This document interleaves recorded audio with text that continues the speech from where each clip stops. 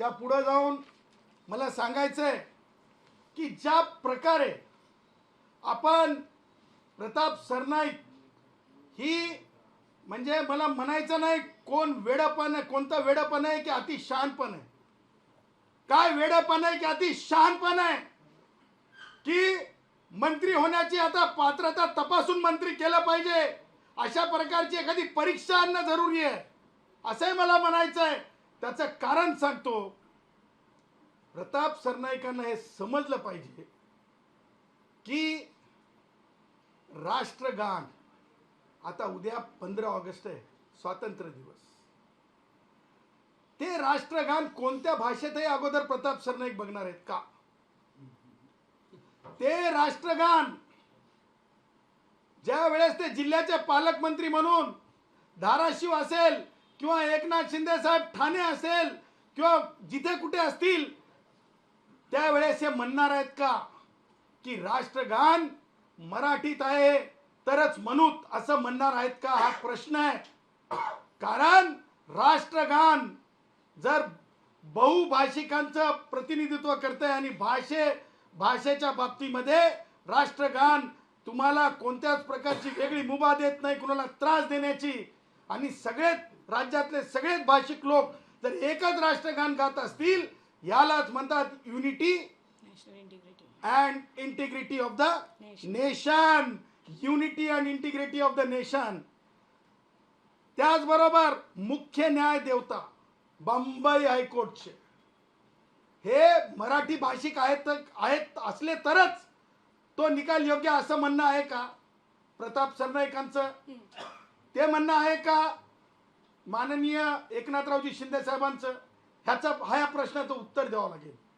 कारण मुख्य न्यायमूर्ती मान्य पदावर जाताना कोणत्याच भाषेची सक्ती नाही हा प्रश्न विचारला चाललाय. उद्या ध्वजारोहणाच्या नंतरच्या भाषणात तुम्ही याचं उत्तर दिलं पाहिजे. ही जनता बोलती है, जब जनता बोलती है तो जनता बुलवाती है, जब जनता बोलती है तो जनता बुलवाती है, और हम तुम्हें बुलवाने के लिए अब मौका दे रहे हैं, मौका दे रहे हैं. त्या पुढे जाऊन मला हे म्हणायचं आहे की ज्या प्रकारे एकनाथ शिंदे साहेब दिल्लीला जातात, दिल्लीत गेल्याच्या नंतर ते वेगवेगळ्या राज्यातल्या देशाच्या नेत्यांना बोलताना कोणत्या भाषेत बोलतात, कोणत्या भाषेत बोलतात? काय ट्रान्सलेटर सोबत घेऊन जातात? ट्रान्सलेटर सोबत घेऊन जातात. एकनाथ शिंदे साहेब मराठीत बोलतात आणि ट्रान्सलेटर काय इंग्लिशमध्ये, हिंदीमध्ये, गुजरातीमध्ये करून सांगताय? कोणत्या भाषेत? हे सगळ्या प्रश्नांचे उत्तर आम्हाला पाहिजेत. मैं इस विषय में महाराष्ट्र में जो पीड़न चल रही है रिक्शा वाले भाइयों के साथ, उस संबंध से एक सवाल खड़ा कर रहा हूं.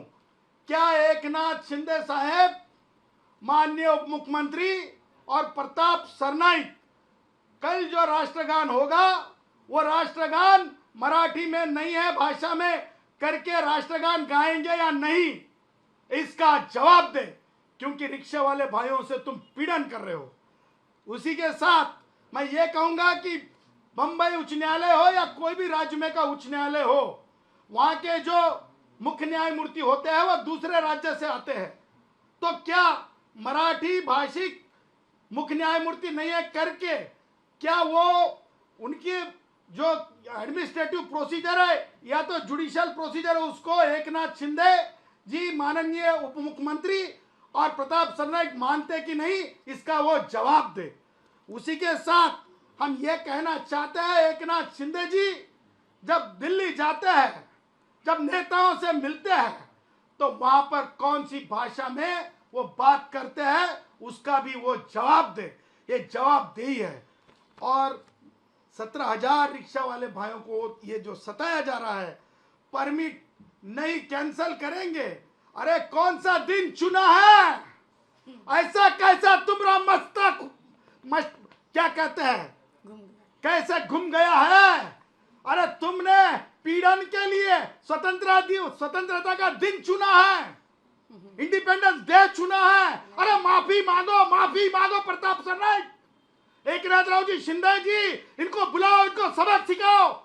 जिस इंडिपेंडेंस डे के दिन दुनिया सेलिब्रेशन देखती है उस दिन रिक्शा वाले भाइयों को बोलिए भाषा में, गुजराती भाई को बोलोगे सताओगे, पीड़न दोगे, हिंदी भाई को पीड़न दोगे, बंगाली भाई को पीड़न दोगे। पीड़न का दिन है क्या? शेम है, शेम शेम शेम शेम। ये सबसे बुरी बात है। और इसीलिए हम ये कहना चाहते हैं, राम मंदिर प्रभु श्री राम का अयोध्या में है। मत्था टेकने जाओगे ना, तब पूछोगे क्या? हिंदी राज्य के अंदर, भाषिक राज्य के अंदर प्रभु श्री राम जी का मंदिर है। ऐसा करोगे ना, और कल ऐसी न्यूज आ जाए कि मत्था टेकने नहीं देंगे एकनाथ राव जी शिंदे जी, तुम रिक्शे वाले भाइयों को पीड़न देते हो, अयोध्या में नहीं आने देंगे, तो मेरे हिसाब से वो रिएक्शन होगी आम आदमी की।